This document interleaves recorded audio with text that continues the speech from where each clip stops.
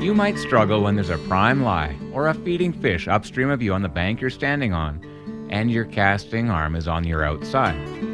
It's a difficult scenario, and it really frustrates a lot of fly fishers. By default, most of us want to cast a straight line directly to the fish, or perhaps do a bit of a reach bend to get the fly line parallel to the fish for a drag-free fly drift. That simply isn't possible when the fish or prime lie is glued to your bank because there isn't the casting angle nor space to reach upstream. One option is to walk back downstream and cross the stream, then do a cross-stream cast to the fish. Sometimes river crossings aren't possible.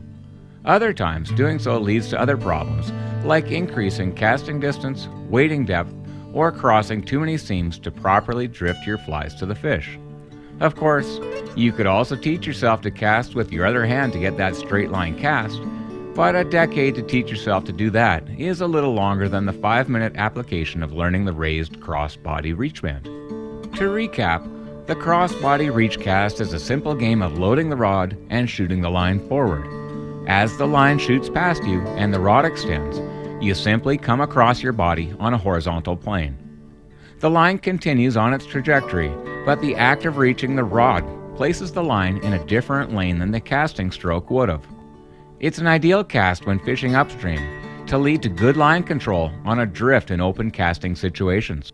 When there's an object such as a tree, bush, stick, rock, or ledge between you and the fish, the raised body reach cast is critical. There's no better cast. It does require you to understand the objective and application. We're trying to achieve a straight line cast with a drag-free drift so that we're in control to set the hook when the fish eats our fly.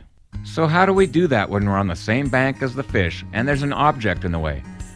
Well, as you lift your line and fly off the water, imagine that you're rolling a cast to 11 o'clock in front of you. Pause there, then come back to 1 or 2 o'clock to a hard stop loaded rod. Instead of driving forward and down casting to the water, your forward stroke axis is level or raised to carry the line at or slightly above your shoulder height. Increase your line speed to firm on this false cast. This keeps your line from dropping into the object we're reaching around. Come back to a hard stop on your back cast. As your forward cast begins to lay out in front of you, it should still be in the same raised position.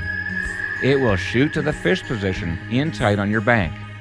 The important part now is to reach your rod across your body and lay the line in the seam below you as your fly lands.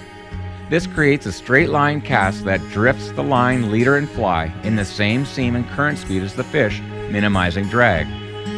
The drifts could be long, but generally these lies are small and short, so you're only trying to buy a 6 to 10 second drag-free drift. Simply strip line to match the current, and if the fish eats your fly, you're in complete control to set the hook.